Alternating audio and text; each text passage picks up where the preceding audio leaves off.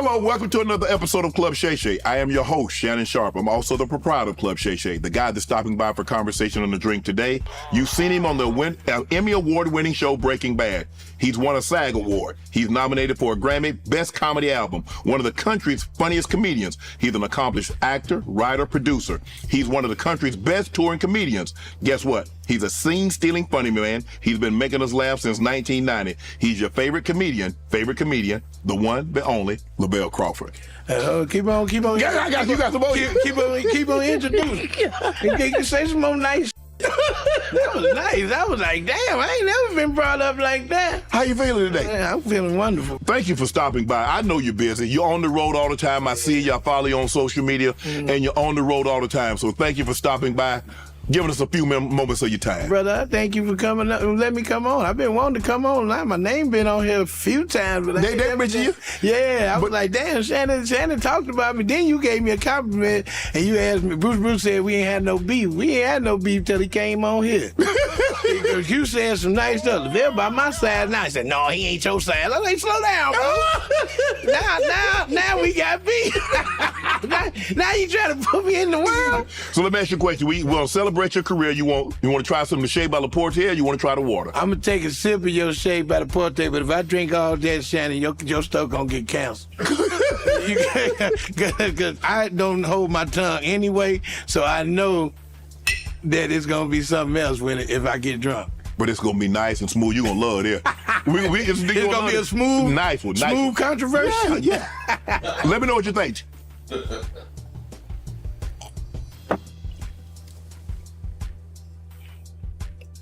Not bad. What it got is it's smooth, but it got that with the left hook to hit that hit and let you know it's still brown. I thought we was gonna sip. I didn't know you were gonna take it straight to the dome, Lavell. I'm from St. Louis. You don't do nothing but take it to the dome. You don't get free liquor like this all the damn time. See how fancy this damn bottle is? You gotta drink that fast before you move it.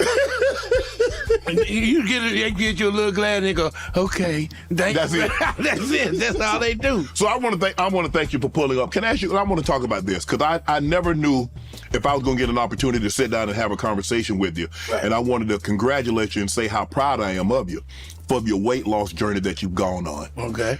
What made you decide to say, you know what, Lavell, this is enough. You got to do this. Well, sitting on couches and worried about they gonna break. Get in people's car. When you're a big brother, you hear people's car act up, they always want to blame it on you. Hey man, my car wasn't making that noise till you got in here. You a lie. You a lie. I mean, getting on planes and they kicking you off because back in the day, Southwest used to kick you off when when you took up more than one seat. Really? Oh man, I was on there one time, man, and I had bought my ticket and the lady said, sir, we're gonna have to remove you from this flight and put you on a later flight because we ain't got no room. And I was just like, but I gotta get home. And I was trying to be nice. Right. And the lady said, sir, you have to go. Oh, she got real belligerent. You have to go. You're taking up space. And I said, and I looked at the people and the people looked down like they made like I was a criminal or something. And I walked off the plane and I heard them applaud like, thank God you got his fat off this plane. And I said that was one of those defining moments, right, man. But, I didn't have no problem with being a big brother because I empowered a lot of big brothers. Just correct. Because when I was growing up, people who empowered me were like the Fat Boys, Heavy D, and the cats like Chubb Rock. And when they guys came on, I loved them because like Heavy D was fly, he was smooth and all that. So I started embracing my bigness, and then when I started embracing it, the girls started liking me a little more. They still like me for what I do for them, not for what I got. Right. But after a while, I didn't even see no problem with it because I was always healthy and cool and they had no problem. But when I started getting those things like high blood pressure, right, diabetes and stuff, I was like, man, I got to do something. Because I was getting diabetes where I had sap coming out of my back. You know what I'm saying? I said I was recycling sugar. I was my own Willy Wonka factory. You know what I'm saying? I was was out there bad, and then I wanted to get the weight loss surgery, but I was scared back then. It wasn't ready, and then one of these entertainers that I knew, he had got it and died. I said, I gotta go on and walk up these steps. I gotta eat a salad. I can't get that shit. But then later on, my baby sister got it. Right.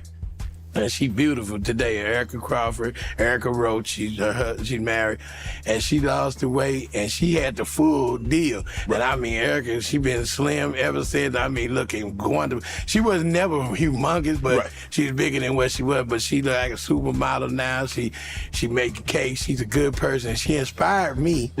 To do it, and I said, my baby sister did it, she looking good. So that's when I went under the knife. And by that time, they got it together. I had it right up here in LA, had the laser surgery, and I was getting sick from the diabetes and going to the hospital with that crap. And man, it was the best choice I ever made. You know, I feel better. And it's weird, I went on 2 different journeys, man. I was worse than Big Brother, and I made my fame, and I made my salary with my calories, and then I flipped it on her, and I slimmed down. People like, what you gonna do being, losing weight? You gonna be funny? Like the fat was telling the jokes. You know what I'm saying? I mean, because people, they ask you that because they felt more comfortable around you. Right. But when you lose the weight, they ain't got no joke. They ain't got no jokes they can get off. Yeah, I know. You know what I'm saying? It's just like when you elevate yourself. Correct. You know what I'm saying? When you start, like how you changed. You went from being with Bayless, and you came and got your own show. People thought, oh man, a lot of brothers don't be able to reinvent themselves. Correct. And you did. Cause I swear I thought you were gonna beat that white man up. I was like, ooh, Shannon about to snatch that stuff. He took his glasses off. You look like a black Superman. You took them off. I was like, really? And he said, put your glasses back on. And I said, Santa gonna snap out of me. He ain't gonna never get a job again. But you handled that with class and distinction, because he knew he was scared. He looked scared. I would have been scared too. I mean, you over there mad and you took your glasses off. Can you see without your glasses? I can. Okay, I'm gonna make sure he dead after you. But how you changed. And I'm a fighter, so I said, man, I can make my career anyway, because the funny comes from here. Right. And I take that element away where people just gonna laugh at me being funny. That's how I changed, and I felt good about it. I felt better. I exercised. I had my son. I knew I wanted to play with him. I said, I can't be a fat dad. And my son over there, he wanted to go play catch, and I had to throw it outside, wait for him to bring it back. Have him clipping my toenails for me. Like, hey, boy, can you help me out, son? Yeah. Can you get that baby toe? Now I can cut my own toenails. I can go out and walk up steps. I used to look at steps and weigh it up. I said, y'all sure you ain't got no other route? But now I feel good, and and I eat what I want, but I eat right, and I don't eat too, I don't overeat no more. Right. And food don't hold me balanced, because I used to get bad service. Right. I used to get bad service, and I was like, man, these people rude as hell in here. Yeah, give me the pork chop and the right, even though they treated me like I'm still in there eating. Now, I walk out, man, I don't need this food here. Right. I can find a better place. I will. It's reported, I don't know if it's true, I think you said it at one point, your weight reached 550 pounds. How much did you have to lose in order to have the surgery? Actually, I only had to lose 40 pounds, man, because most of my weight was gristle. Oh. It was strange. I was like, you really, doctor? It's all gristle? Right. He said, man, strange enough, it's all gristle. It ain't much fat. It's just gristle. And I guess because I played football, I boxed, I was an active dude. I did jiu-jitsu the whole 9. So I was active. I wasn't that guy. So he said, if you can lose 45 pounds, we could do it. And I lost 45 pounds just rolling. I just sparred, and I lost 45 pounds, and I was ready for the surgery. Right. How did you determine what type of surgery? Did you research a lot of different type surgeries? Sure. Because I think you had the band, right? No, I had I had the gastric sleeve. You had the sleeve? Yeah, where it cut out, because part of your stomach? Yeah, part of your stomach, size of the stomach. Now it's like a Twinkie. You got that's how I weigh it up. I could eat a box of Twinkies before. Now I can eat one at a time. Right. You know what I'm saying? Maybe 2. Right. But now, basically cut it down. And I mean, because your body can grow a stomach back. Really? Yeah, that's what they told me. They said you can get it back. Right. But I keep it in moderation, and it's a good thing to know once you get it in your body, you get it in your mind. Because some people, the eating disorder be in their brain. Right. You know, like, man, I'm going to eat all these. And sometimes you do. But you have to realize, man, food ain't everything. It's good, you know, but I done had every food in the world. I done had everything. Right. It ain't no big deal. And I always ate it when I was depressed, but now I find other venues like fighting, doing jiu-jitsu. I play with my son. I go on stage and talk about it, you know. So I had to gas the street. It's the best one to me. I don't want to get to the point where you had to take enzymes. My baby sister had that one, and it was kind of hard because she had to get her stomach real small, like an egg, and she had to take enzymes, and it was kind of hard on her, you know. And it kind of really make you sick because you don't really want to mess with God playing. Right. So in other words, so what you do now, you could eat and your mind will tell your body, well, I'm full. Whereas before you just ate. Even if your body say, I'm full, or even if your mind say, Lavell, you full, you're like, no, I'm not. Right, yeah. Nah, I can finish this off. They had this thing, I just seen this thing where they get like 300 hamburgers and you eat them all, you get a $3,000 check. 3,000? I said, back in the day, I could have did that. I'd had my rent money, man.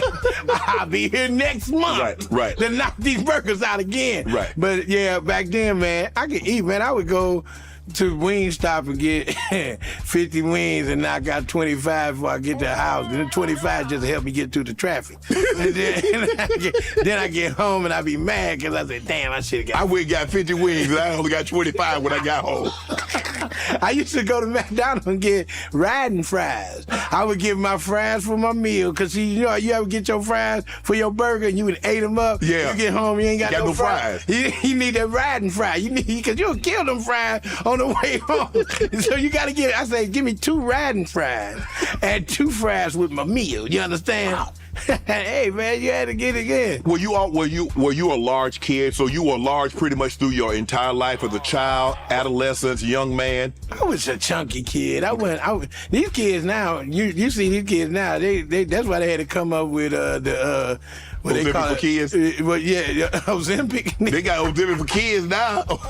You laughing, Lavell, you laughing. I'm for real, man. They say, you know you're a fat motherfucker, man. You gotta get a pill when you're a kid. You don't even want to run and play. Yeah. Look, I had a gut. That's all I had. Right. Nigga, I was active, man. I would be outside running all day, riding my bike. You had to be. It wasn't because you wanted to be. You wasn't going inside with mama and grandma. Hell no. I had to clean up the house. I had to clean up. My mom was like, and then she locked the door, especially when a man come by. I can't even get in the house. How long Mr. Larry gonna be here? Take your chunky ass out there and play. Play kickball. They threw me out. I'm too slow to run the bases. but I mean, yeah, back when I was growing up, kids was chunky, but they wasn't like they are now. Yeah. I mean, because this society. But they were athletic then. They played. They played dodgeball. They played kickball. You from Texas? Where you I'm from Georgia. Georgia? Okay, you know about Georgia kids. Okay, Georgia kids, black kids be big. Like he play basketball, he's slim as hell, but it be kids on that team weighing about 200 pounds in 7th grade. But they could jump, right? So could dribble that ball, pass that pill, and they was active. And I said, but I seen fat kids like that. It wasn't, they was chunky, but they could play and run. I remember a white boy named Dwayne Ainley. Dwayne, he was the only white kid in a black neighborhood, and every black kid tried to beat him up for the racism. He was like the racism attack dummy. Every time we say, we hate white people today. Come here, Dwayne. And Dwayne learned how to run, and when he was a chunky kid, but that son of a bitch run like Usain Bolt. You got 3 chunky niggas chasing your ass. He ran his ass off, and Dwayne could run. He was the fastest white boy in the world. I'm surprised he ain't become a track star. Y'all chasing him, right? Because he would have won the Olympics because it's mostly black track stars. So they just seen them black boys chase him. That's all he need. He'll win the 400 and world record. But But you know, chunky kids were just a lot healthier then. I think the diets and changes. Like my son, my wife a stickler on stuff, man. We gonna get raw foods and everything. We eat right. Cause I mean, I don't know how I seen you eating down in North Carolina. Your ass was eating bad. I said, look at his muscle ass out there eating fried chicken and yams and shit. And he got them damn muscles. I don't eat like that all the time, though, Lavell. Whatever, nigga. You probably do eat like that. You just blessed with that. I know niggas like you, man. Just muscle for no damn reason. But don't help a nigga move, though. You can't get Shannon to do shit. Hey, man. Hey, you hear me? Hey, hello? Shannon hung up the phone. Have you always been comfortable discussing your weight? Was your weight ever a situation where you felt embarrassed, you felt ashamed, or you've always been open and felt comfortable discussing it? I'm black. Yeah, of course I was embarrassed and ashamed, but niggas don't care about your feelings. You got that old lady in church now. You better slow down on that bread. You better slow down. Right. You gonna slow down. You gonna swell up. You're already big now. And I be like, fuck you, old lady. Why don't you die? I mean, why you up on my weight? You know, and it be a person not as fat as me trying to be a dietitian. See, if I ate like you, I'd be big as hell. I said, would you close? You ever watch the 600-pound life? I did, the person be 600 pounds, but the other person be about like 420. He be like, girl, you need to get yourself together. Bitch, you do too. You know, but that's had to be that hate on and fat on fat crime. Right. That's what it be. But you know, let me ask you one serious question. Yeah.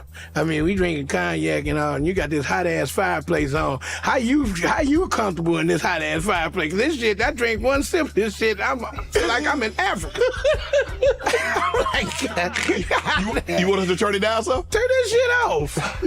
I put a hot dog on that motherfucker. I know it's ambiance, but then we don't need it. Yeah, we get trying to set the. I was like, man, that thing on fire. Thank you, sir. Thank you so much. That looks more better. We better? Yeah, cause that cognac warmed my ass up. I'm saying, let me drink this damn water. Yeah, we got you some water there. Oh, that'll work. That'll make it happen. All right. Thank you, sir. Go ahead with your question. I'm sorry. No, you good. So let me ask you this. You growing up, you heavy set, chunky, stocky. Is that why you became a comedian? Is to get them kids up off you? Because if they laughing at somebody else, they're not laughing at Lavell. Well, yeah, because I think I had to use my words to launch on their ass, because I could fight, but I couldn't fight because they get me on my back, I'm like a turtle. I could get up. Hey, keep him on his back. He can't fight when he on his back, and I'm just like a damn turtle. I can't get off my back. They got me. That's why I learned jiu-jitsu, so I learned how to fight on my back. Right. You know, because I used to hate being over. It was a nightmare, and I wrestled in high school all the way up to college my first year, but I hated being on my back. That's why I would win, because I didn't want to be on my back. Right. So, but then a lot of times people would say stuff about me, but I was always clever. I always, because a lot of people talk about you, they think they had nothing wrong with them, but I see my boy Jarrell, you know, back when we was kids, he used to call me fat, and I said, but look at you, man, your head crooked. I mean, you know, you look like a preemie baby, you know. Damn. I said he was a crack baby before crack. You know what I'm saying? I mean, I used to find jokes. Because you know they could talk about my weight, right? And I would make jokes about my own weight, right? So they take the power from them, and then I would launch on them, man. I mean, I was good at talking about people, right. Man. I talk about people ready. I had police wanting to arrest me because I be at the show talking about their ass so bad. The police was like, "Say another thing, nigga. You going down in the squad car?" I said, "What you gonna file though? You gonna file?" He said something about my outfit. I just said, you know, I said, you had the gun in your pants because your nutsack bigger than your gun, you know. I said, you look weird, nigga. You got them tight ass pants on being a cop. You can't stop nobody. They gonna think you trying to rape them, you know. He got mad at me, man. I kept going. I said, you drinking Cavassier and a cop. You need to call the APP on yourself. And he said, one more joke. One more damn joke. hey, I'm taking your ass down. He had me outside ready to arrest me. Damn. The security cat come and get That's me, some whole man. I was shit. killing that nigga. That is some You look whole at it shit now, now. Celebrities seem to be okay with the weight loss drug, Moderna, Ozempic. You see they're having surgeries. Are This you shit I ain't never heard of though. really? I heard of Ozempic. I've just heard about Right. this diet pill. It's making people lose weight like that. Yeah, it's supposed to be like for like a diet. It's a shot. It's a diabetes drug. Yes. So it's supposed to control your sugar level. So, It burn the sugar out of you. well, what it does, it curbs your appetite.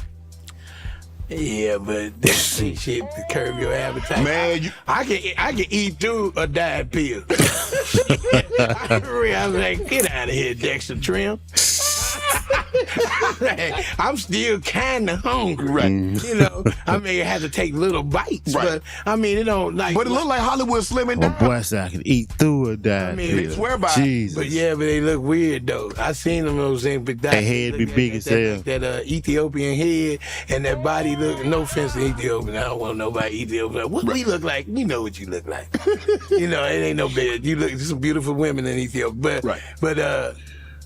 but they look weird. They don't look healthy. Like, you know, like they the weight loss don't look normal. Right. You gotta, you know, but I think a lot of people don't know. You lose weight, you gotta work out. Yes, To look, tone it up or it's gonna look bad. Yeah. It ain't gonna look good. You gotta figure it out. Right. You know, you don't want to look weird in that. Cause like I told people, I said, I look good. My chest and arms look good. No, you know, but my underwear over my belly, but they pull down, I look like melted caramel. You know what I'm saying? I still got to do a few sit-ups. I got to sit-ups and some get-ups. Right. So when you said you became depressed, so was food always, when you became depressed, was that your drug? Hell yeah. That was the drug. You never did like alcohol or any hard drugs. It was when you became depressed, you ate. Well, I used to put cocaine on my chicken. Did the Bobby Brown. Crack in my meatloaf, but you know, the flavor got the crack Right. out. Yeah, I mean, I smoke weed and everything, Right. but I mean, weed was too depressing. All weed did was make you more hungry. Yeah, I go right back in. I would smoke weed and get my food, and I'm looking up. I'm back in the drive-thru again. They said, "Sir, did we leave something out of there?" Yes, you forgot to put another bag in it. 2 more riding fries. but the depression thing, yeah, I ate the food, but I ate food because shit, it was good. Right. I mean, my mama cooked. You know, she cooked for an army. You know, Right. I mean, and I felt bad if you. Oh, boy, ate for and black folks make you feel bad when you don't finish your meal. Right. You know what I'm saying? There's many children in other countries that would love to have this food you wasting. I'm like, yes, ma'am. And I go and eat the food. I'm eating it for them children. But sometimes, though, I was on my other grandmama house. She couldn't cook. And she said, you know, there's other kids in these other countries that sure would love to have that food. I said, well, mail it to them, because this I said, you ain't got no flavor. You look like a white woman. No offense to any white people in here. No seasoning at all. Bland as hell. But it's some white people can cook. It's No a rarity, offense. but you know, but white people don't believe in season like we do. Man, you see this rap beef going on. They say Dre got a BBL.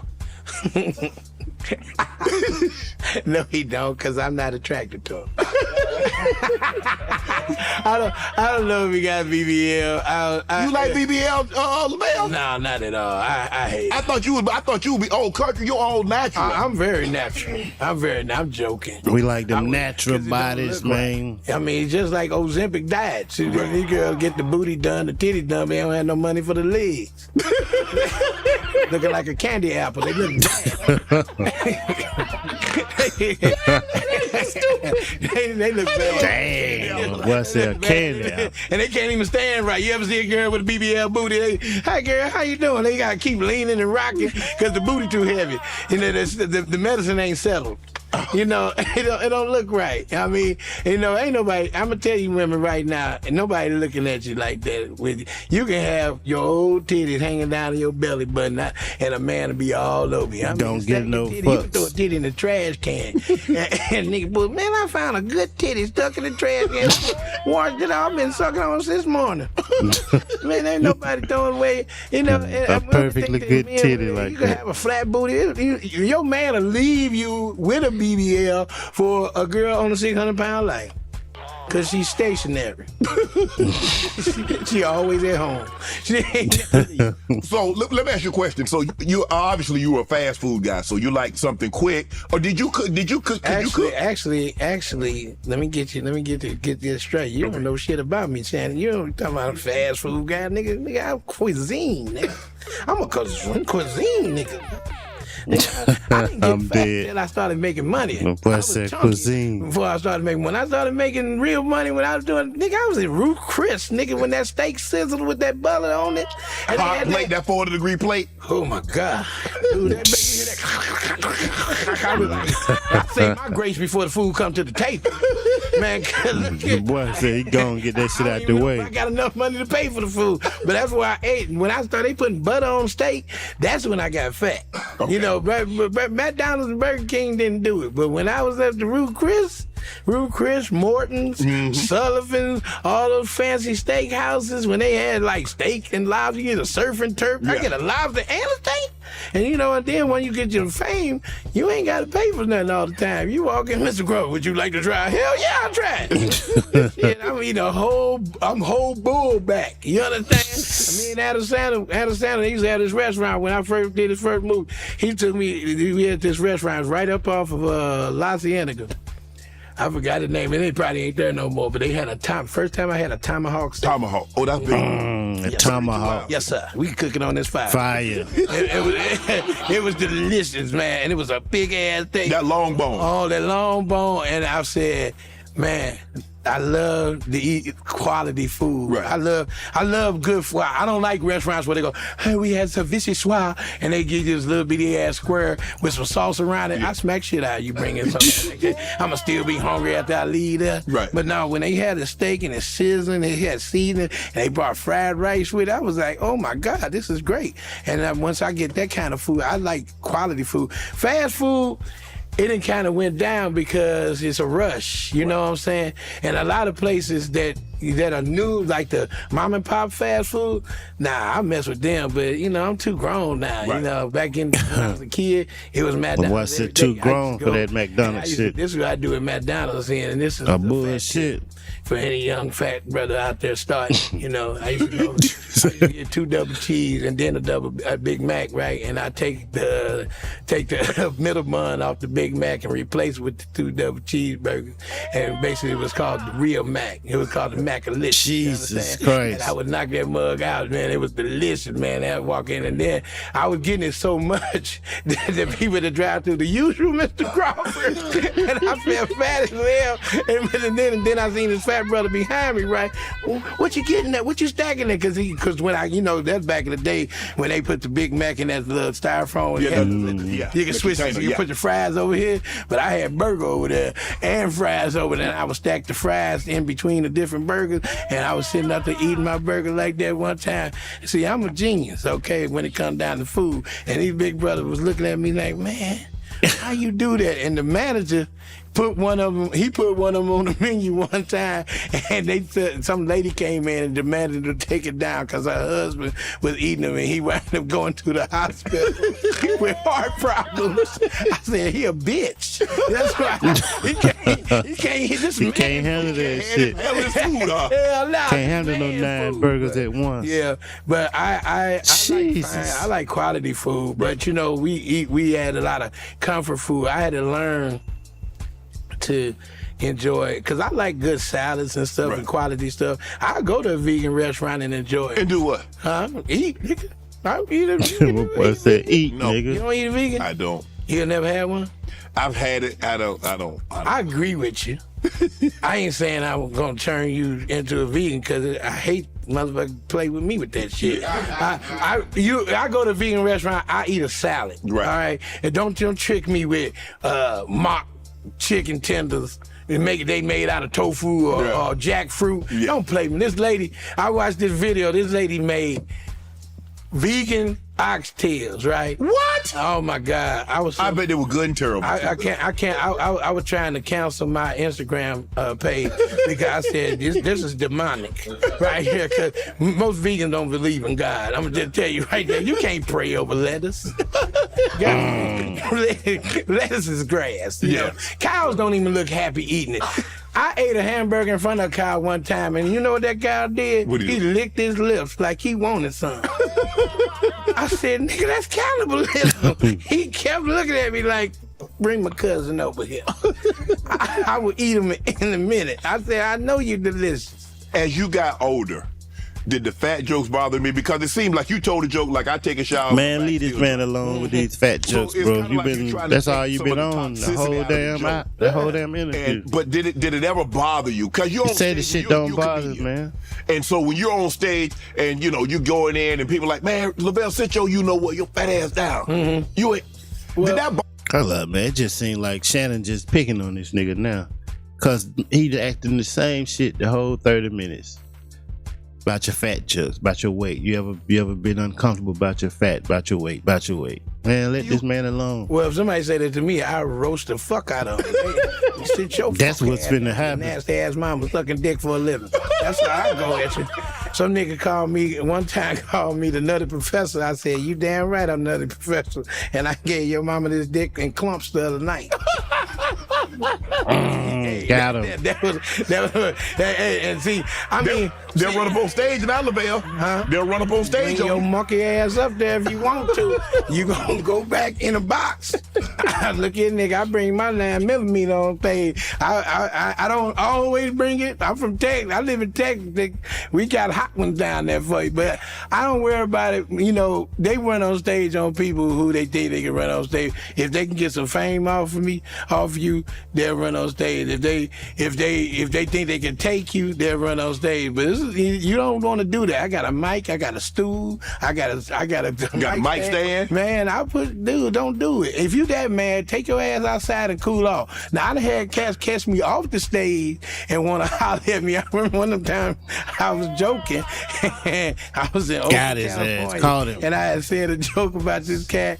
And he was up in the balcony, and I said, it wasn't even a bad joke. I said, this brother up there strong arm in the booty. He got this girl so scared. She said, can you rape me later? You know, and I did a joke like the way she was looking. Right. And she go, he don't rape me. A woman will get your ass whooped. Yeah. Well, you say that about my friend. He don't do that. I said, I was just joking. So after the show, the brother gonna say, he gonna, I didn't know he was mad. Next thing you know, I walked down. What's your joke now, nigga? And I ain't know this nigga was tall as the building, right? I looked up at the nigga, I said, I have nothing to say, sir. I have nothing to say. But at that time, I was like, dude, I said, you big. I ain't scared of you being big. I'm just scared that I'm going to get some charges because I had a fork in my hand. I know how to eat with it, and I know how to fuck a nigga up with it. You understand? He'll sue me for fighting him, you know what I'm saying? And see, and that's the thing about it. You know, I don't put people in a position all the time to jump me. But if you say something to me, I have every right to say something back to you. But I don't.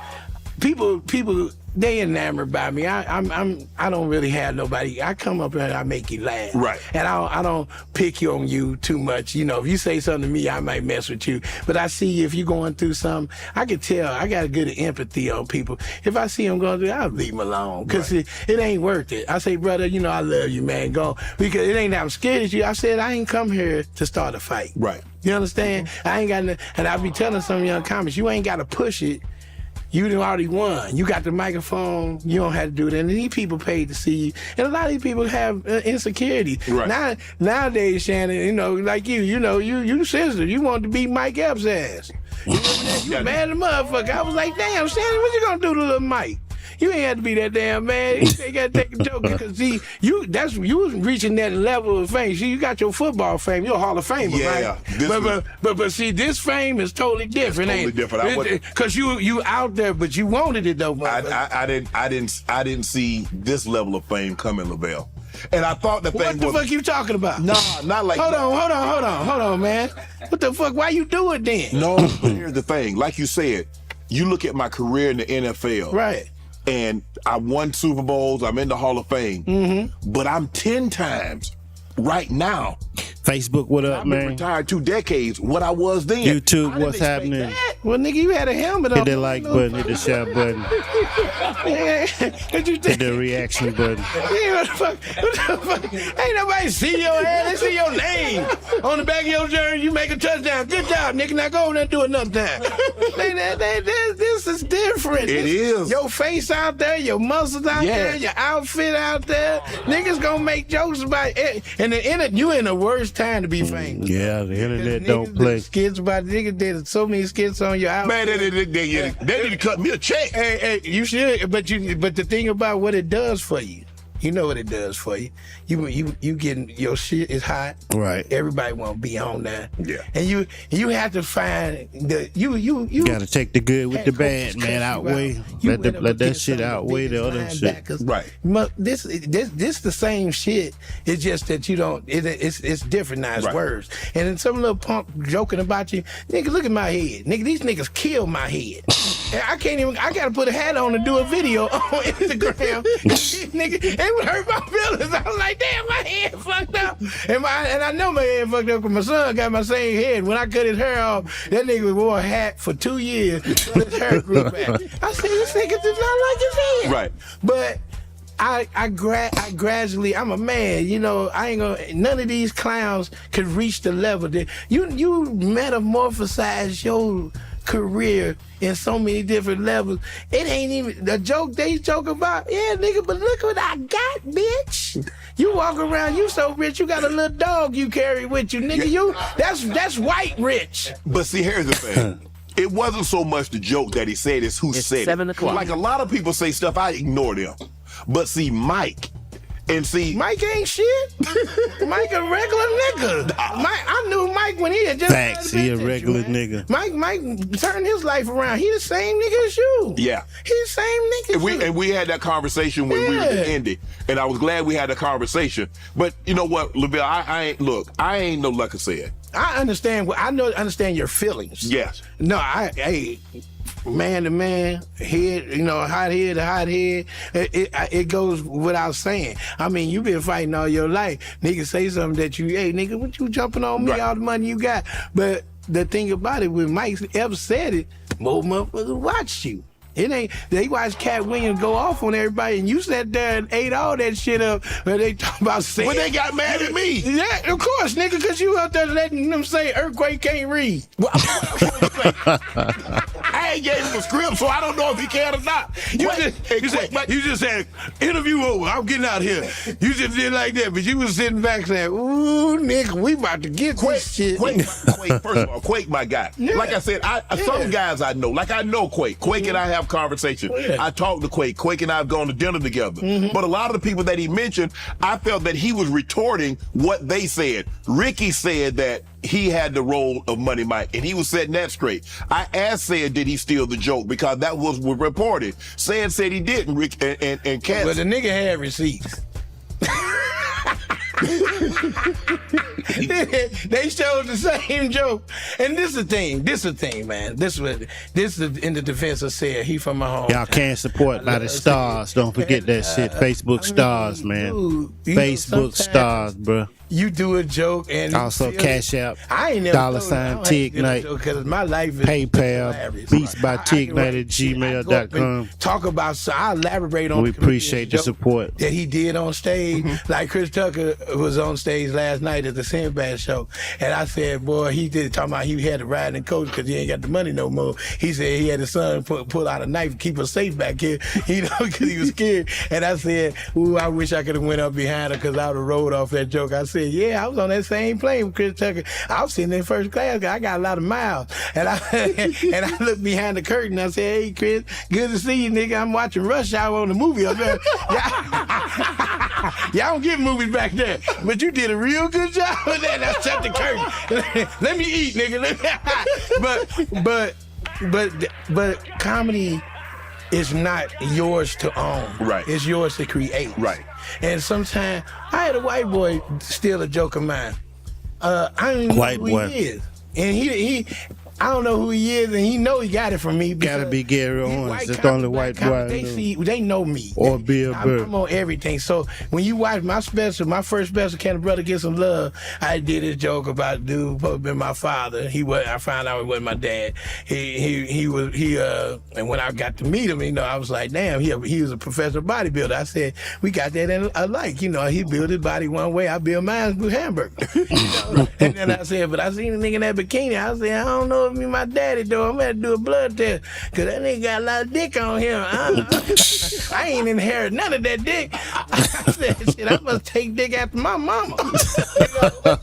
So this white comedian did it. Then NFL he did it on the talk show. He did the joke, and niggas never gave me no credit for the joke.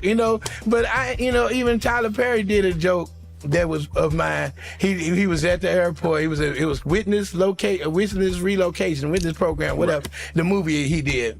And he get mad, whatever, but I know he did it because he took the trailer off because somebody, and he ain't no comedian. He's an actor, a writer, a creator. He's very talented. I did a movie with him. So, but somebody probably wrote the joke because he was up there. And I hit that like button, man. Hit the share button. Subscribe to the channel. For security reasons, you got to take No Cap Rap News at T-Ignite. Shoes off. He said, who gonna put them back on? That's my joke. I did that on my special. Right. My 30-minute special on Comedy Central. Right. That's one of my main jokes. I said, I ain't got no bombs in my shoes. I said, if I had bombs in my shoes, as heavy as I am, as soon as I put them on, the shit is gonna explode. Right. And that's the joke. Right. So, but I mean, when it comes down to that, when Cat was jumping on, I said, nigga, you make $100,000 a fucking show, motherfucker. You worried about the pussy ass joke you did back from Comic View? Mm-hmm.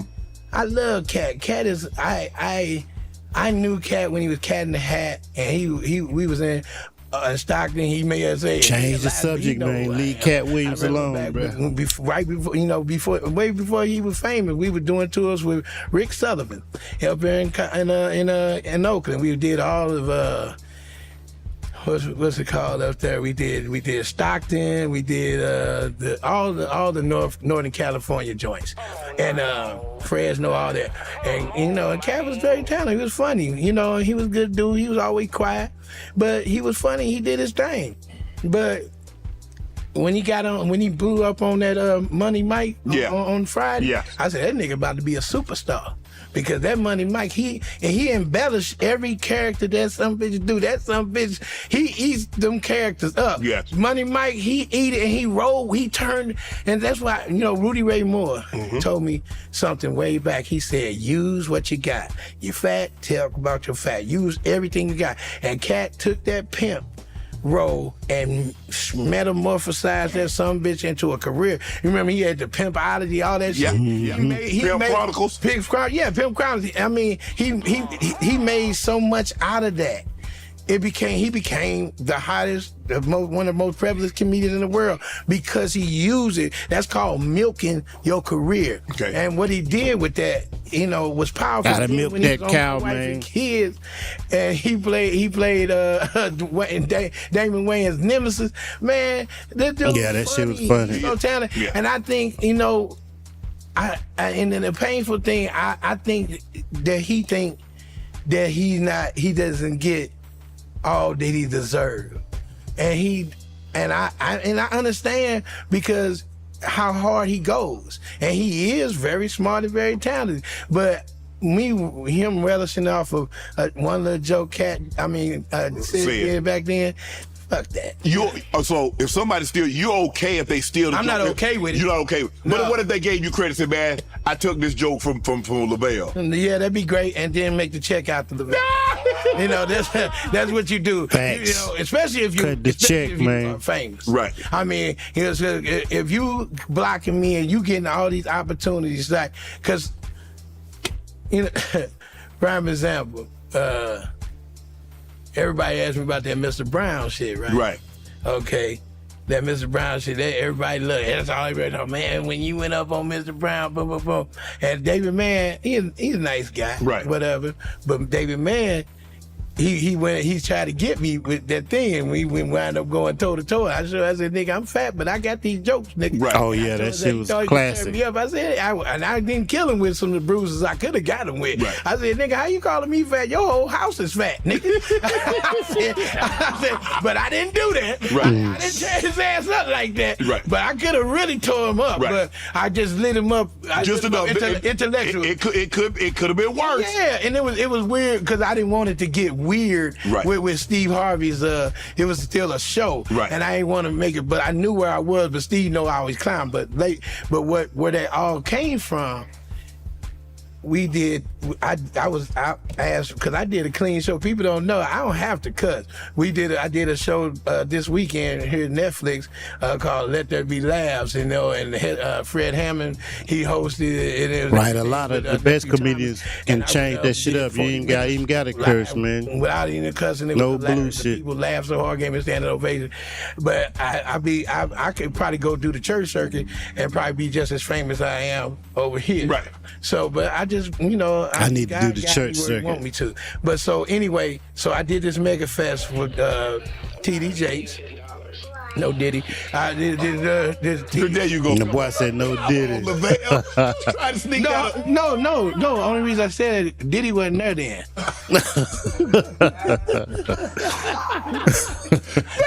Lavell, man. Man, we gonna swallow that and move on. No Diddy. I gotta take another drink. You might need to pour you one too. The boy said no Diddy. That's the symptoms of that cognac. See, that slipped out. My brain was like, no, don't do it. My tongue said, fuck that. We gonna do that. But we was at the Mega Fest. Yeah. This was the second time I did it. David Mann was there. And you may not admit this. You know, black people, yeah. He did this joke. It was so similar to this joke that I did on Laugh-A-Palooza. It was pretty much the same joke. Right. I mean, there's a couple people do it. You know, I ain't gonna put them out there, but they know who they are. And they do the joke. It is my joke. And I did it on Laugh-A-Palooza. They got a big stand over talking about, I said, I went over my white friend Jeffrey's house, and Jeffrey, it's a different world over at Jeffrey's house, because we said, hey, Lavell, come on in, man. We're going to go upstairs and play with some of my toys. Like that. I used to go over his house because he was the only child. Right. And he used to, he had all the toys. Every toy. He got Joe with the Kung Fu grip. He had a $6 million man. You remember the $6 million man where you could look behind his head, and you had Bionic Vision. He had Eva Knievel. He had all the games. And I used to go over there and play with some. When he wasn't looking, steal a couple. Take them home.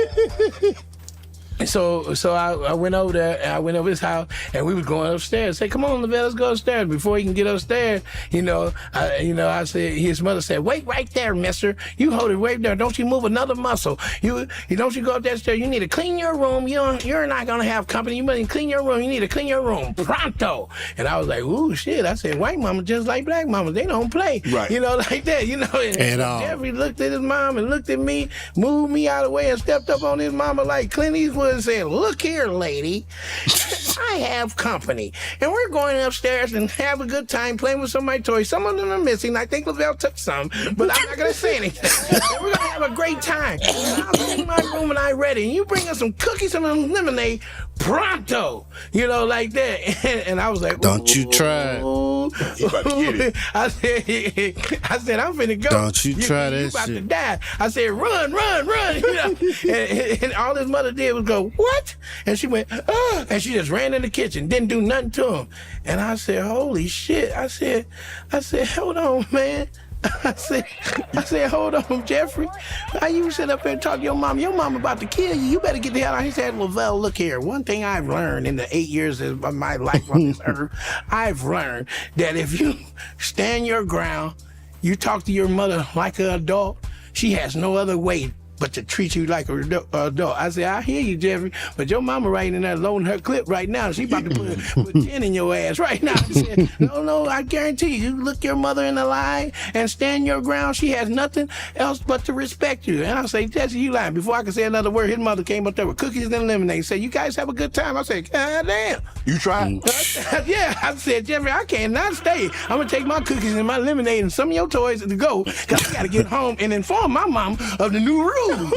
Oh shit, So man. I got home and I was ready too. I drank my lemonade and ate my cookie. I got to that screen door. I kicked it open. My mama looked at me and said, "I don't know what's wrong with your foot, but you better keep it off my screen door." And I just looked at her like this. He said, "Oh, boy, I don't know what you playing too much. But you know that trash been waiting on you to take out to the dumpster. Now go and take that trash out." I said, "Oh shit. That's your opportunity. Here's my moment." My moment. And then I said, remember everything Jeffrey said? I said, "Look here, lady." And I said, "Look here, lady, right now." I said, I said, "Right now I'm going upstairs to play with some of my toys that I stole from Jeffrey's house. And I'm going to have a good time. And I want you to tell you right now, lady." And before I could say another thing, I thought I was still talking. I was in the hospital for like 3 months. Had to shoe up my ass. She damn near killed me. I got out of hospital. I was 19. She came to the hospital. I thought she was feeling bad. She said, "That trash still waiting on you." Mm-hmm. Okay, so that was the joke. That was a joke that I ended on the Lapalooza, and everybody ran with that motherfucker. Cause see, I write, man. Right. I can come up. I come up with stuff all the time. I can go on stage and talk about this whole interview later on tonight. Let me ask you a question. Do you write all your stuff or do you have ghostwriters? I don't believe in only ghost. I believe in is Holy Ghost. Ain't no Facts. You had nobody's ever wrote any material for Lavell. No, nigga, I mean, dude. Have you wrote for other people? Yes, I have wrote for other people. I knew that. You know, I mean, I've helped comedians elaborate on their jokes and everything. I give taglines to all my fellow comedians. I don't charge them. If I see something funny, you know, that's what you do in the community of comedy. You give somebody ideas that they could work, and they be like I got a young guy, Isaiah Kelly. You met Isaiah because he came up in front of you about not bringing me on the show. He said, "You said you're gonna be on the show Tuesday." Right? Yeah. So that's my man, and when I see something that'll work for him, I'll add to it, you know, as material. And yeah, I write all the time. I write jokes all the time for people. And I mean, I would love to be a comedy writer because I come up with some great ideas, but you have to have, see, I don't like writing for people because my mind is different. It's on another level. Mm-hmm. Okay. I don't write, see, I ain't afraid to say shit about my insecurities, anything. I talk about my dick ain't big. I talk about all these things about myself. I said, like I did a joke, I said, during the lockdown, I ain't had shit to do. And my dog kept coming around licking his balls. And it was, you know, every day he would be in front of me licking his balls. It was so disrespectful. But after a while, I started getting entertained by it. I was like, man, your balls can't taste that damn good. I finally snapped on and said, "Get your gay ass out of here licking your balls. Get your ass out of here. Get your ass out of here licking your balls." The dog got up slowly and looked at me like to say, "Hater." And he was right, because if I could lick my own balls, this interview wouldn't be going on right now. I wouldn't even be married. But that's the jokes that I come up with. I go there. Right. Because you tell jokes like, I don't know if you saw the Tom Brady roast. Mm-hmm. That's old school, where nothing is off the table. Yes. If you actually were to tell jokes like that without that situation, I don't know how you survive, because they're talking about, I'm still here, nigga. No, but I'm saying I'm still here. You tell jokes like that? Man, I go where I go. Going. I don't beat up people's sexual preference like that whole. I don't have to. Right. But funny shit, real shit, yes. That's funny. Comedy supposed to be taboo. It ain't funny. It's supposed to be nice and I mean, you don't go watch no comedian and just talk about, I was at a birthday party and my kids, and he fell down the steps. Oh boy, boom, boom, boom. Ain't nobody fucking listening to you. Right. I mean, you come up there and you say some shit that nobody else say. Right. I was in Little Rock and I got on stage and I kept it real. I was like, well, damn. I said, we could have did this show in my hotel. Ticket sales is horrible in this some bitch. I feel so unsuccessful. Nobody came up there and said that shit. shit. And I said, damn, I said, could y'all have told one person? You know, and the way I said, I shared it. I said, no, don't be leaving early. Like you got to get to your car park right out that front. Ain't nothing about 5 of y'all in the arena. Why we do this damn show? Right. I said, let me keep my eye on the promoter because I don't know if my money here. You know, and but I'm the kind of guy, I just let it fly. Yeah, and play to what you get. If you confidence in what you say, it's just like talking to a girl. You know, talking to a lady. If you say it and you looking at her, damn right. Ain't nobody can jump on it. Right. You know, ain't nobody can say something to you. It's just like that's the rhythm that you had to jump on, you know? Right. And I said, but when they told, oh, you gonna be through, I'm like, man, you need to get your punk ass out of here. Right. You know, you shouldn't come to a show ready to be offended. Right. Right. What you in there for? Worry about being offended. Yeah, if you go to a comedy show, you should expect. I mean, the greatest comedians in the world that I love, like Richard Pryor, he shared his life, but he go hard. Robin Harris, he talk about everybody that artist, he go hard. I love people that they go past the line. Robert Schimmel, I mean, people that people don't even look at and be like incredible. I mean, this guy Tony Hinchcliffe, he was on that roast. Tony Hinchcliffe, and he a gay dude, and Tony will go hard. Yeah. Tony goes so hard, but what I like about Tony, he got a thick ass skin. You know, David Lucas, he a funny young comic coming up. He be going at him with gay jokes, and he be going toe for toe, and he don't care. But that's how the world should be, man. People gonna have their opinion, even if they can't say them. Right. They gonna still judge you. It's just like I tell you. Facts. I said, you can do them people pick on your ass, and sometimes you can do what you kill them with is laughing. Right, laugh back at that shit. Good in my shit, you know. And the funny thing about it, I mean, even if these guys, you have to embrace the hate, man. Mike Hill was joking about, have to know how to joke with the jokes. That's the cool thing. Motherfuckers watching you. Don't let that shit bother you. You know, because you on TV, something has to make them want to watch you. And like everybody said, like I even said, I wish that nigga Cat would have said something about me so I could sell some tickets. I think everybody wanted Cat to say something about him. Yeah, I mean, and after a while, because people like, oh, why ain't nobody retaliating? I said, why? It's made him famous. Michael Blackson ain't never been that damn famous. He ain't wrote a news joke since '73. See now he gonna come at me because you said that on my platform. I told him that. I don't give a fuck if he say that's I'm cool with Michael Blackson. He don't like because I'm Joan. We talk about. I mean, dude. But why they get upset at me though? Cause you ain't no comedian. You think they get us? You afraid of Michael Blackson? No.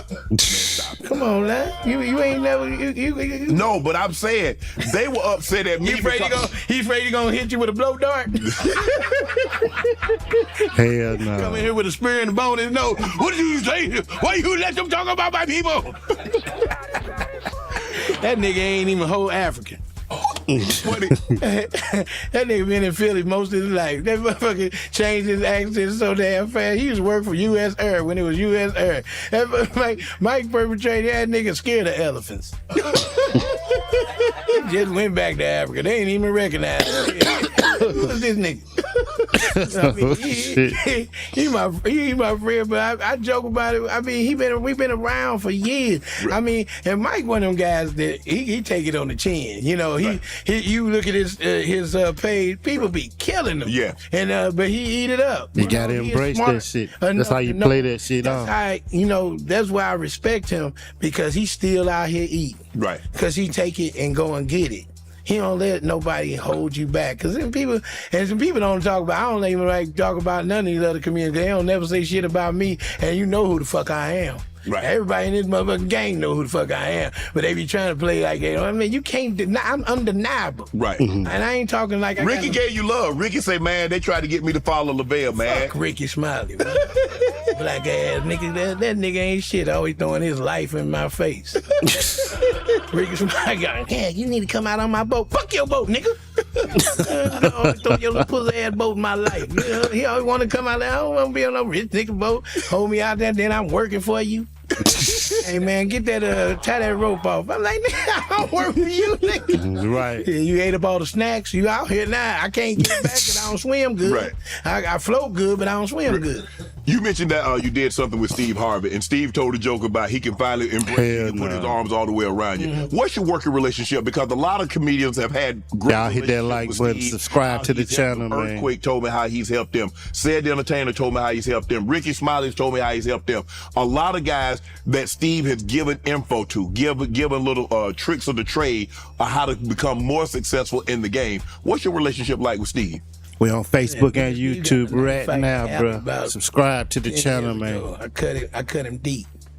What'd you do to it? I cut him deep, right around the thigh muscle. Right around the thigh muscle. I stabbed that nigga. It was over a dice game. I'm just playing with you. You got quiet, nigga. No, I know. Hey, no, I mean, let me tell you, let me say this,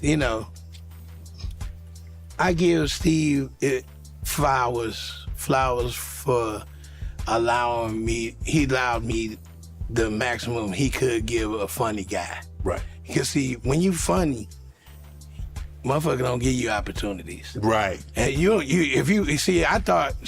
got the game all wrong. It's just like this You grab catch the game. ball in football, you make a touchdown, you become a Hall of Famer, right? Right. You do all the yards, you They ain't sharing win shit. championship, you get a ring. Comedy ain't that. Comedy, you can be a funny in a movie. You can't get no more movie because you're too funny because the motherfucker that they You think the star. upstage. Yeah, comedy, unless you selling the tickets, you gonna get shunned away. And see, I have to force myself in and start selling some tickets because the people love me, but it's sometimes if you don't have the power of the machine behind you, Right. Right. they don't know you there, Facts. So when Steve Living proof. gave me the opportunity to come on the Hoodie Awards, and see, you can, that one thing about it, if you let me in some shit, It's over. Yeah, turn that fan on, nigga. The fire. My boy turned the fire off. It's got a lot of insulation in it, damn thing. but when you when you and I get an opportunity, I eat it up. Right. I don't be playing with it. That Teflon Gucci jacket you got on, bro. Take that shit off. You go in like a virus. You catch on like bacteria. Right. You spread your shit around. And That's why you're hot, because you don't know when you're gonna get it again. It's just like my wife, a beautiful woman. Drinking that yak. I married her ass so no other nigga can get her. I said I'll be all over. I put a baby in her, everything, so ain't no nigga can ever get her.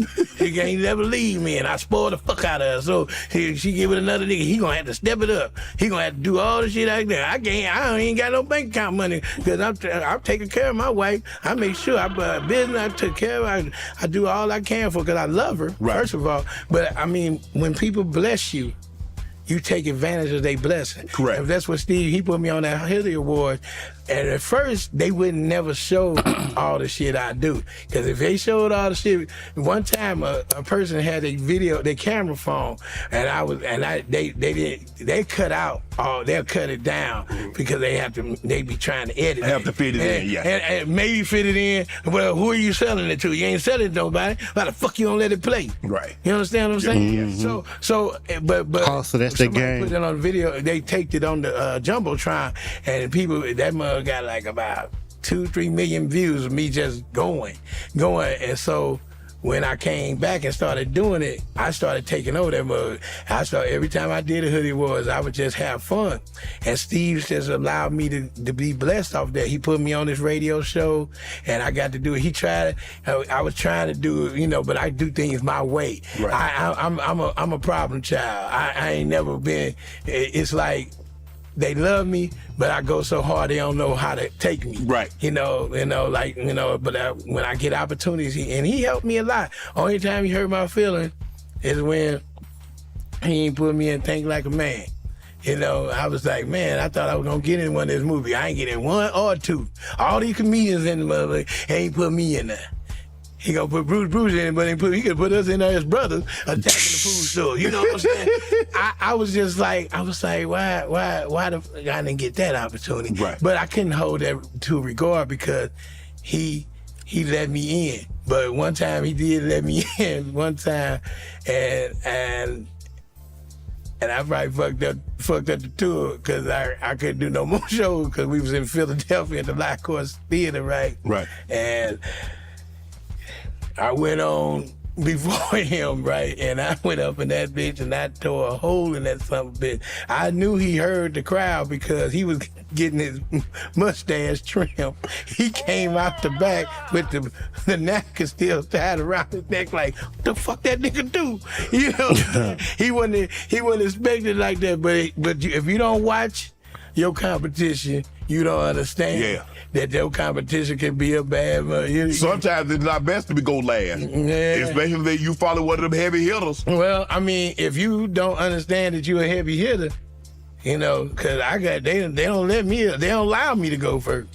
I can't even go first. And they let me go first, and then I fuck it up. I fuck it up and I blow it, and then everybody after me, the show go down because I ain't sitting up there saying I'm the baddest nigga in it, but I'm one of them. I come up there and you deserve to say that shit. He funny as hell. Right. You understand? Yes. And I'm always reinventing my content. I ain't never seen no whack. And if it don't work, nigga, I'm talking Crawford about show. shit that I see. I'm making stuff on the fly just to get these people going and to loving me. Comedy is a wonderful it's a beautiful thing that we try to put in a box. It's not a box gift. You supposed to exploit it. And see, a lot of these people that do these skits on Instagram and stuff, they don't know that the boundaries of being funny. You can fucking talk about you or anybody else. I mess with your ass the whole time I've been here, but I ain't offend you. Right. You know, I fuck with you, and I'm gonna fuck with you. I fuck with your ass bad. Let me tell you something. Michael Jordan, I talked about Michael Jordan playing baseball. It was at subscribe to the channel, man. The thing he have every year in Chicago, and he was playing baseball, and I was saying, y'all niggas out here kissing his ass because he the legend. He a legend in basketball. He ain't a legend in softball. They kept on rolling the ball. They let him get a home run and just because he was Michael Jordan. I said, man, tell that nigga out, man. He ain't that damn good. Right. He mad at me. I said, he can't even hit the ball. I was giving him the business. Right. And after the game, I went up and asked for a picture, and I ain't know he took it hard. He took it hard. I said, Mr. Jordan, can I get a picture with you? He said, he grabbed me like, nigga, let me tell you something. I'll take a picture with you, but you better stop talking about me. and after that, the whole weekend, that nigga made me come over and hang out with him. He gave me cigars and everything. And then Charles Oakley, he fell in love. For Charles Oakley said he loved it. He said, nigga, you talk about his ass again. I don't give a shit. It was one of those things where that's how I am as a person. If I get opportunities, I'm having fun with it. And I don't get the, like, I think I'm a big guy. Big guys, you know, being a big guy, we can't always get in where little Kevin Hart can get in because he don't look as dangerous as us. Right. You know, big guy like me, my voice is strong. They might not let me in because I'm a big guy, but I'm a humble guy. Right. But they don't look at me like that. That's why people say I'm underrated. It's not that I'm underrated. They keep me off because sometimes they don't know how to take me or they fear me. And I mean, and that's on you. I mean, dude, it's okay. But let me just go back to Ricky Smiley. Fuck Ricky Smiley. But I'm gonna tell you something. About Ricky. Me and Ricky been boys since before he had his millions and I had my money. And that was smooth. And I remember one time I was in Oklahoma, Oklahoma City. D. Militine, God rest his soul. He had booked this show. It was me, him. I don't think Hope Flood was on the show, whatever. I forgot who it was, but we doing these clubs. This dude had us running around doing these clubs and then wind up saying he ain't make no money. So D. Militine was just pissed. You know, some comedians, the little guy, man, these motherfuckers had us all the time. They ain't pay us, like that. I said, oh, they ain't paying us? And that's one thing, back when I was younger, I was a motherfucker, man. Don't play that shit. This comedy game, I don't even know. Because I used to be a bouncer. I used to be a a nigga to get it done. Right. So I went in there and said, hey man, so where's our money? Because I know you owe me about $1,500. He said, man, we ain't got your $1,500. This brother said this shit. He talking shit, talking strong. And I said, well, when you gonna get it to me? You want to write out a check? He said, nigga, I ain't got your money. He did it like this. Wow. We upstairs and there's a pool table there. Right. So the nigga said, I said, well, what you got? He gonna throw like $200, hit me in the face. Before I knew it, I had a cue stick, back, broke that mug over that nigga's neck, and he was knocked out. And I tiptoed out of there, and I said, ooh, I might have killed that nigga. You picked up that $200? Hey, first of all, this is past the statute of limitations, so I can tell this story. Yeah, I got the money. I took the little $200, but we in our room, and I'm sitting up there kind of shaking because, you know, Right. I ain't know what was going to happen, so... All of a sudden, He done just told on himself. He got a case. Called us. He called looking for us. I said, man, I ain't going down there. They didn't demills. I didn't know why I wouldn't go down there. Right. He said, man, he needs to. He gonna talk. He probably got the money. He want to take us to lunch. He feel bad. So I said, okay, I know what this shit is. He trying to, you know, he really want to see me, but he couldn't do nothing because they had already came downstairs. So he went down there to be an enforcer. I guess he was his boy, you know. And he probably wanted to shoot me, whatever, you know. So we go to Village Inn over there. And we over there, and I'm just getting comfortable, man. And we just joking and laughing. I'm me. I'm gonna be me all day. Setting him up. I'm cracking jokes. And he gonna say, you ain't no comedian. You just make up stuff. Talking out, just make jokes about stuff coming out the top of your head. I said, well, dumbass, that's what a comedian is, you dumb motherfucker. Right. So he said, what? I said, that's what it is. He said, Drawdown time. I want to fuck your ass up, but you did to my boy. He talking all this shit. And I wasn't paying no attention. And demilitarized him just sitting back like, what's going on? And I grabbed the nigga and said, boom, hit his face on the table. And that motherfucker rolled over off the table. He had chili on his face. Next thing you know, I didn't Telling see too much, my boy. us. They were sitting right there in the other booth. Damn. Sir, put your hands behind your back. I don't know what's going on. Nigga, I'm sitting up in the holding cell. And that's when my bitch came out. I ain't no gangster nigga. I just a fighter. I ain't gonna let you jump me. Right. Because when he kind of got up, I kind of figured he was gonna try something. Yeah. So, I protect myself. But look, I'm sitting in the holding cell crying. I was like, man, don't call my mama, but just tell her I'm all right. And I was scared to death. But my cell phone rang. And I thank God for Sprint that day, because Sprint usually drop calls. Facts. And it was Ricky Smiley. And they seen it, Ricky Smiley, Ricky Smiley. So, he had got a name down there. Right. And he said, yeah, Ricky Smiley keep calling you. And I was like, oh, man. And he said, man, we ain't really see what happened. The police just brought it in because they thought y'all was just disrupting the peace. Right. We can let you out of here if you going to calm down, since you know Ricky Smiley. I said, and he said he could vouch for me that I'm a good person, right? Because he didn't know where I was. Right. So Ricky Smiley said, man, if I buy you a ticket to come to Birmingham, you can make this $1,500. You gonna come? I said, nigga, hell yeah. Right. And Ricky Smiley flew me down there, and it wasn't even a sold out show. Ricky paid me $1,500 to come down there and do his show, and I appreciated Ricky Smiley because I got my $1,500 that I lost down there. I got it in one night, Right. one show, and I always love that dude for that. Right. I always love that dude for that. The 82 game preseason is in the books, and it's finally time for the real season. It be mixed receptions about Ricky Smiley, man. Some people be saying he a real one. Betting partner of the NBA. Some people be hating on him. Tournament through the finals. DraftKings Sportsbook. Just mixed reactions. With same game. I don't know. Live betting, odds boost, and much more. Now you find your lady all them nasty ass parties you went to. I ain't go to no parties. I ain't no You party. a damn lie. Shannon Sharp, boy, come on, bro. I ain't no party. You ain't going to no booty party. My brother, he played for the Booty Falcons party. Hell no. about a year and a half, and he told me about the parties that he got to go to. Nah, I ain't gonna- He got a new life and everything. He started talking fucked up to me with his light-skinned woman. So I know you went to. You ain't got to no party. No. I ain't no party. I'm a homebody. Okay. I hear you. You put everybody else dirty laundry out here. I ain't put nobody like that. Your ass sitting up here trying to tell me you ain't go to no party. I ain't go to no party.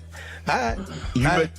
But see, me, this is different. You sit up here, muscle-bound football player, you got rings and shit, white girls on your ankles.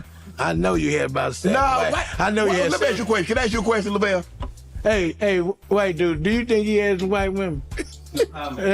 See, thank you very much. You know you had. Why people think I only date white women? I ain't say you only date white women, but white women come and clutch onto a muscle-bound nigga with a career. You understand? And there ain't no judgment either. They go out, they see you the gold mine. But I ain't always have muscles though. But nigga, you had athleticism. You always been a big nigga. You was the biggest goddamn tight end in the game. Nigga, what the fuck you? I've always been behind. I know you born like that, nigga. Yeah. Niggas in Georgia come right out the dirt like that. Everybody, babies come out with muscles in Georgia. How did you know your wife was the one when you met her? So weird. You asked that question. I was in Georgia. Okay. You know, and they had, you remember the Brown and Brother Hair Show? Yes, I do. Yeah. I was down there doing the show for the Brown and Brother Hair Show. Now, I was the featured comedian. They had like Why would he remember the hair show? Brown. They had all these comedians on the show. It's the goddamn lie. We was all on the show, but the lady come up to me and said, I'm paying you. Shannon, you a damn lie. And I was just like, what? Keep it clean. Everybody going, because Rob man up there talking about washing your coochie and all this shit. And then she telling me to keep it clean. And I was like, why this lady being mean to me? So I said, okay, I can do clean. But she had so many comedians on the show, by the time I got up, people were walking out on me. Right. Walking out, and I was just like, oh man, I'm eating it, you know. But I didn't know it was 1 o'clock in the morning. Being a comedian, I ain't give a shit. I see a crowd out there at 1 o'clock in the morning. Mm-hmm. I don't care. So, whatever the case may be, I got done with the show, and I was like, man, get the fuck out of here. You know, I'm mad as shit. Right. You ever seen Purple Rain? When Prince performed? Yeah. And he thought he did bad. Right. And he started tearing up the room, and they said, Prince, they loving you. You know, like that. Right. It was like 200 people wanted to see me out there. So I go back out there, and this one woman, She had on a blue jean jacket. That's why I call her blue jeans. She had blue jean pants on. She had her hair tied over the side, and she was just hanging out. And she came up. She said, "I want a picture with her." And she said, "I want a picture with you. Can I get a picture?" I said, "Sure." And she whispered in my ear, talking about, "Where you staying at?" And I was like, "Slow down, girl." I was there in the high. Yeah, and look, I told her though. I told her, I'm at the Holiday Inn Select. I ain't telling my room just in case she was a serial killer. Right. You know. But the strange enough, she was staying, me and Tony Roberts, we went over to eat at the Denny's at the Days Inn where she was staying there. She wound up lying and saying that she was my wife and she needed to leave me a message on my hotel phone. Right. So, you know, speaking things into existence, we started talking, and man, we'd be on the phone for hours all the time. And man, it wasn't always topsy-turvy, you know, but you know, she was beautiful, man. When I saw her, man, she was gorgeous. And I couldn't believe she really wanted to be, man, because I was 5'50" then, you understand? Yeah, but I was fly though, nigga. Yeah. Don't wild. What you gonna wild for?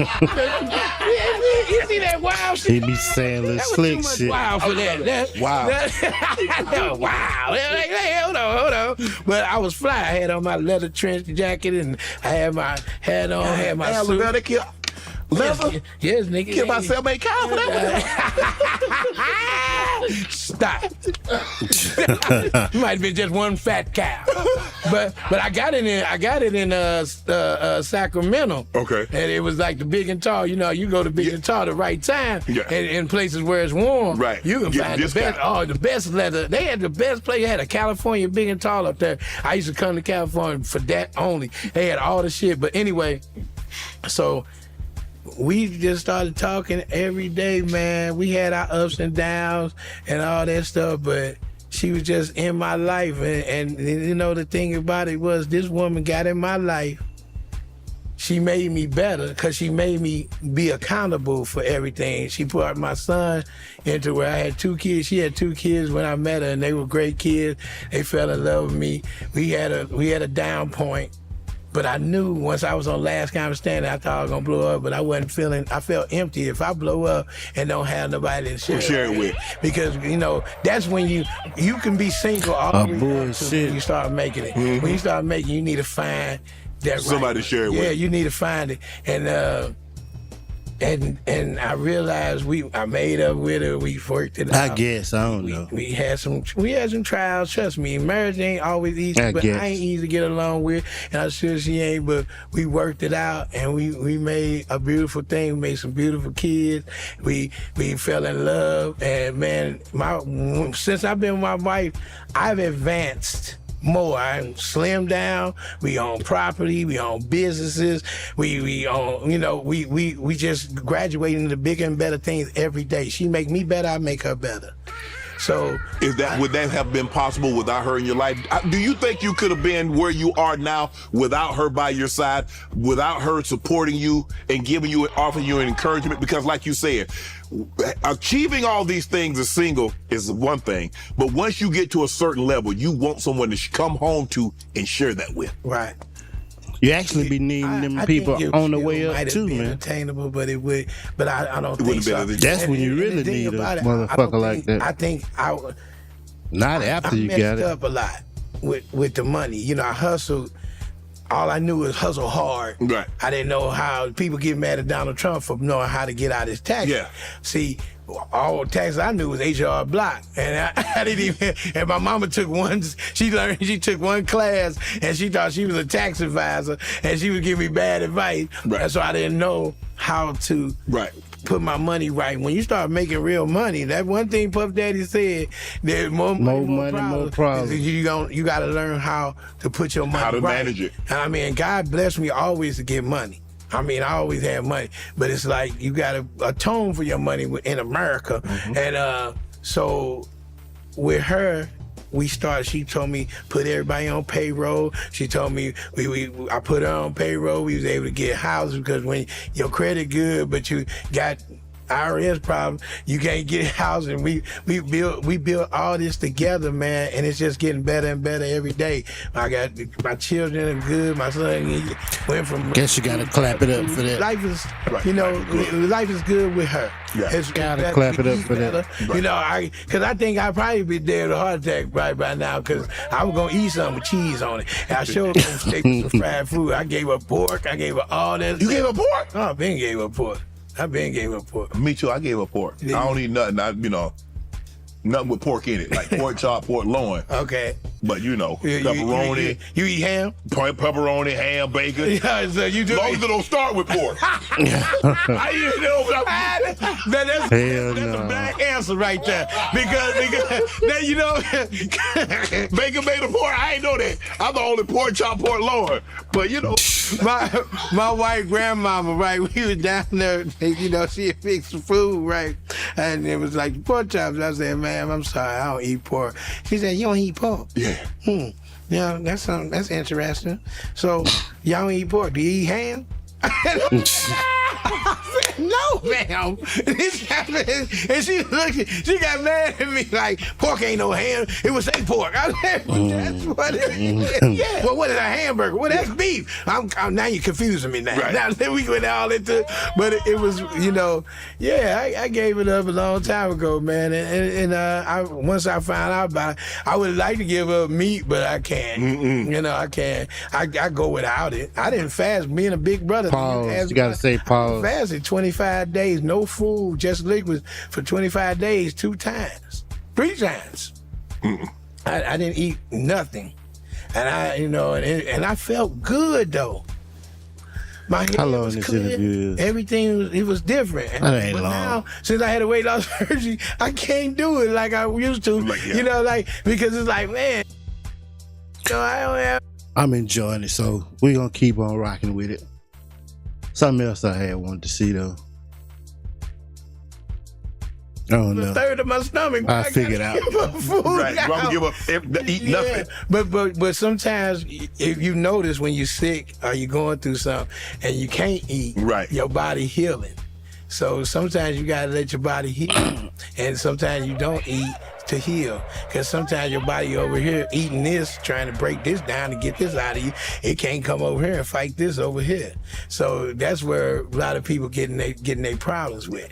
Yeah, I gave up pork. So like 1 weekend out the month and 2 weeks out the year, I don't eat no pork. You don't eat no pork. What you eat then? Chicken. Okay, chicken and turkey. Yeah. Okay.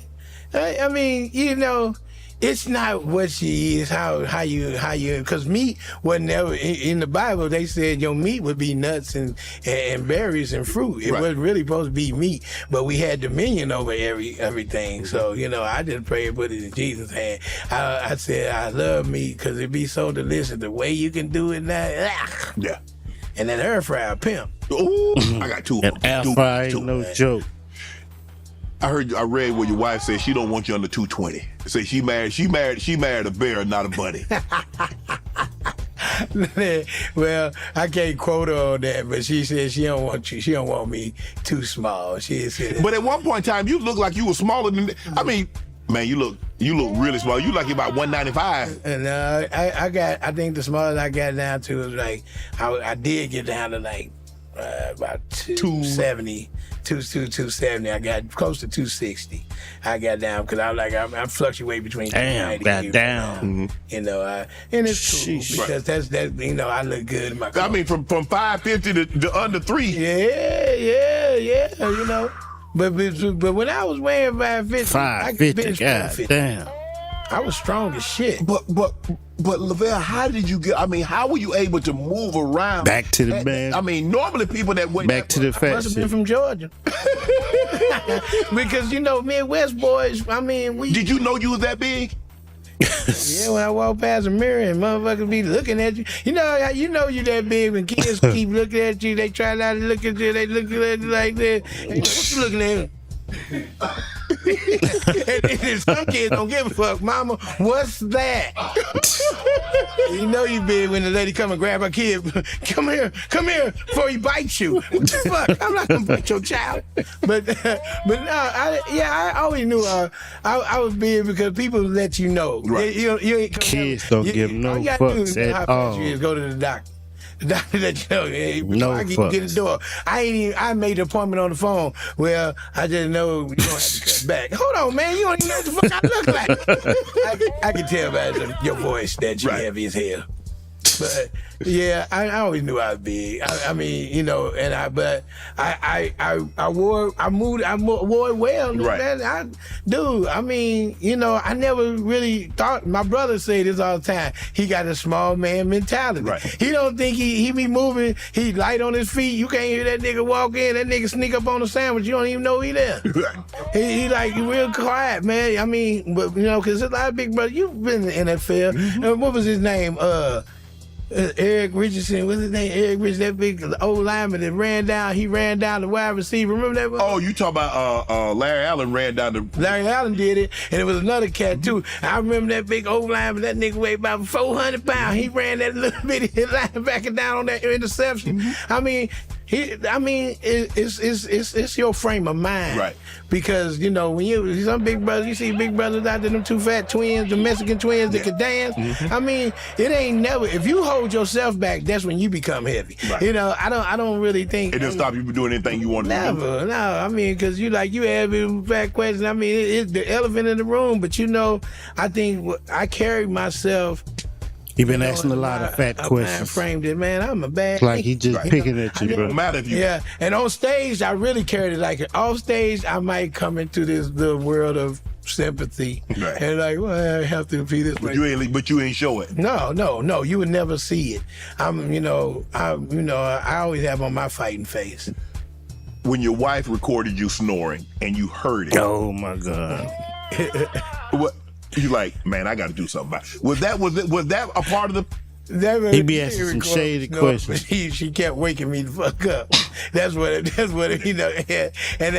I mean, I think. So you got the CPAC now? Hell no. I lost weight. I don't snore as much no more. Okay. I don't snore as much no more. That's why I took some of the weight off. I don't snore. You still have your moments, but, I don't snore like I used to.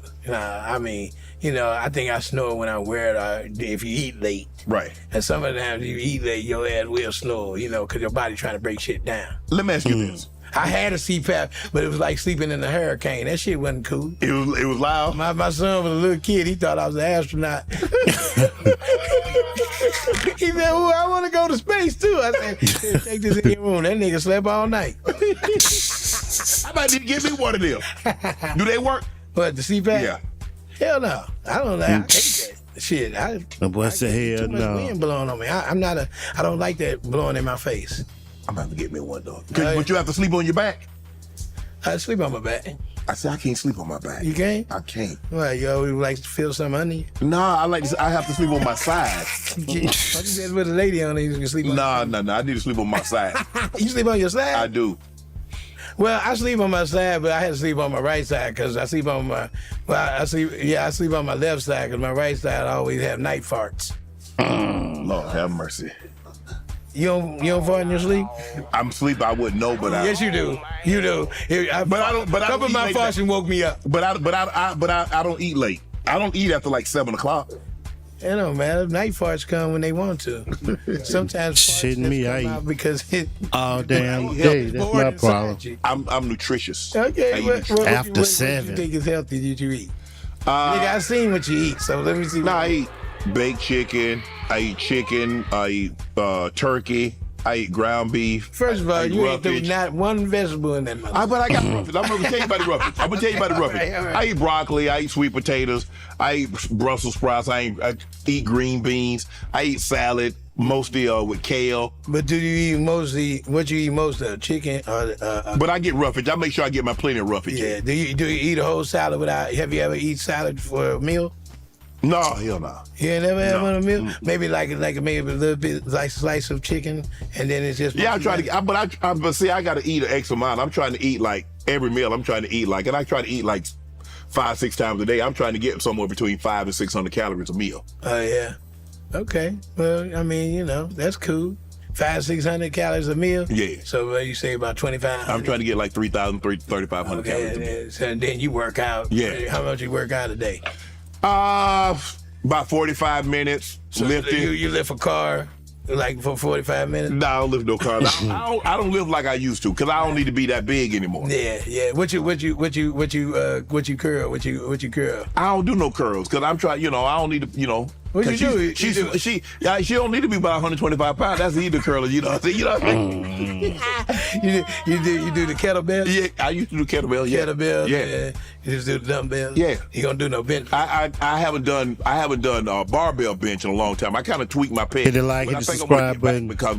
because my muscles don't feel the same texture. Yeah. As when I'm doing the dumbbell. How old are you?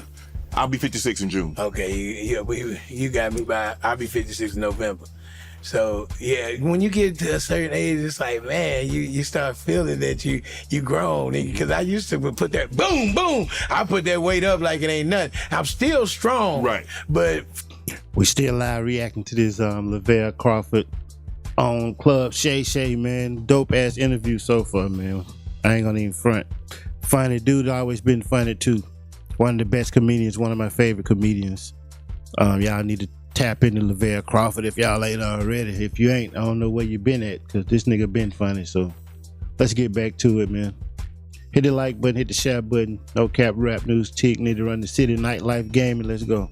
putting the weight up, I had to, figure it out. Because one day I was in the New cars. and he had to help get this shit off me. I'm like, oh my God, I'm a grown man. Right. But I'm looking at you. You said you had the surgery because of your kids. You didn't want to be a, quote, deadbeat dad in real life. You mentioned earlier that, you start having kids and like, man, I want to play with my kids. I want to be here for them. I want to see my grandkids. Was that probably one of the main determining factors of why you did what you did with this? part of it, but also I said I love me. So why don't I treat me a little better? Okay. You know what I'm saying?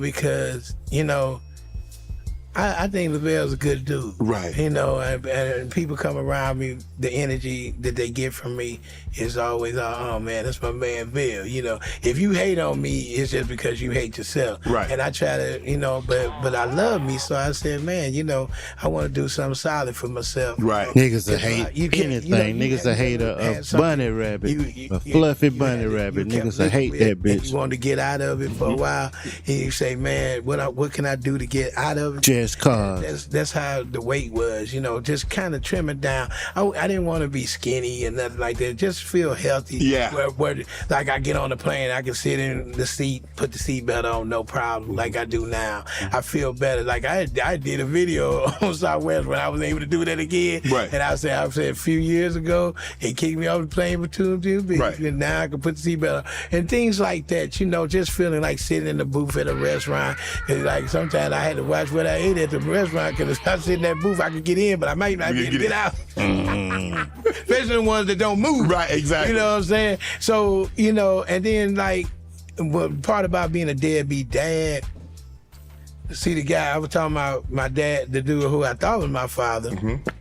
Come to find out we had a big argument. He wrote me a letter and told me that he really wasn't my daddy. So he did a deep. So he told you that after an argument?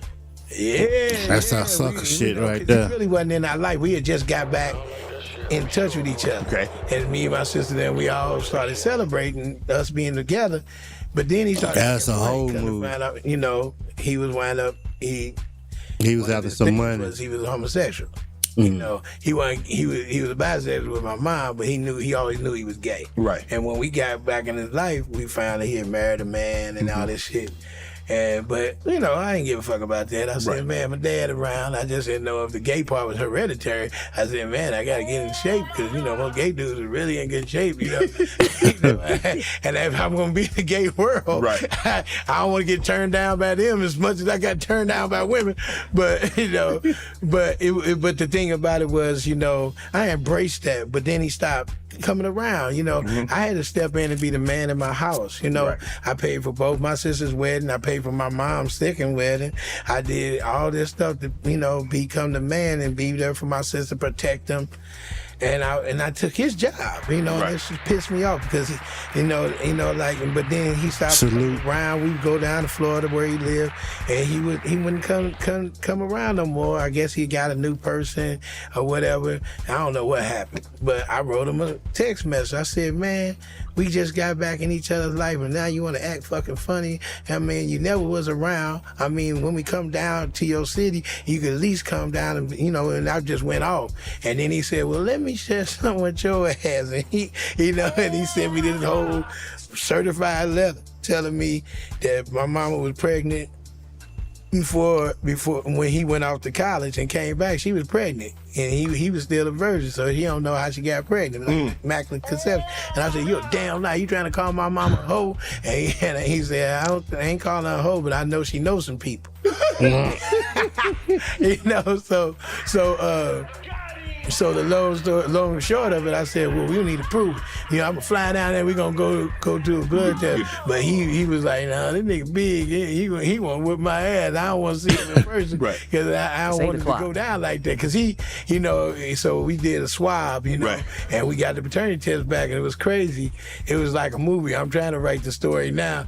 And that, you know, I was sitting there, and I get the results when I'm at the IHOP with my mom. She's sitting right across me, and I had the phone on speaker. I had to turn it off speaker because the lady was the paternity test. I ain't want my mom to hear this shit. So I said, yeah, go on, tell me what I need to know. And she gonna say, well, when it comes down to there, it was just like the Maury Pope. You could have no more. Y'all want to say that. Yeah, he said he is not the father. For your father that you talk with your father, 0.1. There, he ain't my dad. And I was like, holy shit. And I'm looking at my mom like, what the fuck? Why you didn't tell me? And then I finally confronted her, you know, and women always want to cry out of some shit, the situation. You're like, he's lying. I said, he ain't lying. I got this shit right here. You know, I wasn't mad at her. I was just own up to it. Right. I wasn't going, I love my mama. She was there for me from the get-go. They ain't gonna lie to you. Ain't gonna lie. She's still your mom. Yeah, she mama. No matter what. She thought it was they will lie too. which I don't think it did. But I know. But when I got a wife, of course it was gonna change some kind of substance. But still gotta rock with him. Really trying to own up to it. Then she finally owned up to it. It took her forever to ask me who my father was, and she gave me a little bit of information, and I took it. And I had a friend who my jiu-jitsu professor. He was a private eye at one time. He took that little information that this lady found because I was on a podcast. She went on True Find and found all this stuff, so I sent it to him. He went and found out where he lived and everything. And he, lo and behold, he was still living in St. Louis all the time. All the time I was there, he was in St. Louis. He had three other kids. He had a Chinese daughter, half Chinese daughter. He had 2 other sons that lived right around the corner from me. Wow. At one time. And I said, this nigga been in St. Louis all this time. He is the grand champion of hide and go seek. I said, because I never saw him. Right. But it was so weird, you know, that when I met him and I wrote him a letter and told him who I was, and I said, I don't want nothing from you. I said, I'm a child of God. And I thank God that I found out who he is. He put it glued my life together. And I just want to say, hey, man, if you ever wanted me, let me know. This man, I gave him my number. This man called me, and he was so excited to find out who I was, find out that he was my father. And he didn't know who I was as an entertainer at that time. He just found that out later. But he was so wonderful, giving me so many inspiring words and everything, just like, you know, but he wasn't the greatest guy because my other brothers didn't like him because he wasn't in their life and all, but for some reason he got older and he couldn't try to change his life because he was a Rolling Stone. Right. And God gave him a stroke so he could stay around so I could get to know him. It was crazy. Right. He got a stroke like 3 days after we once that God gave him a stroke. So he couldn't leave St. Louis so I could meet him because if he probably would have been gone. Would have left. You know, and you never got a chance to meet him. Never got to meet him, but so crazy is, man. We see each other, and he's always cool, and you know, and I be in his life, you know, just talking to him everyone. I call and see how he doing, and he lived a hell of a life. He used to be he was a chief of police in St. Louis. Wow. He also was head of security for Kamala Harris at one time, and everything. So it's you know, but when I went all through that, I would never let my child go through that with me. He gonna know his dad. If I ain't shit, he gonna know you ain't. He'll say, my dad ain't shit, but I know where he is. He on the couch in the kitchen. Right. The role of Breaking Bad. All right, y'all. We gonna stop this shit, man. That's Lavell Crawford on Club Shay, man. It's a dope interview, man. Y'all can go and watch the full interview on Club Shay channel, bro. Let me see if we can pull it up. If I can pull it up. Yeah, Club Shay's. But I gotta get ready for my gaming, man. We finna get back on Hellblade 2. Second part, we filming tonight. We just started yesterday. It's a dope game so far. Hopefully it continue on that path. I've been seeing a lot of mixed reviews on it, but it's fun and it's dope so far. So we gonna get back on it in about next hour or so. Nightlife gaming, no cap rap news. Chick need to run the city, man. Y'all hit the like button, share button, subscribe button. Fuck with your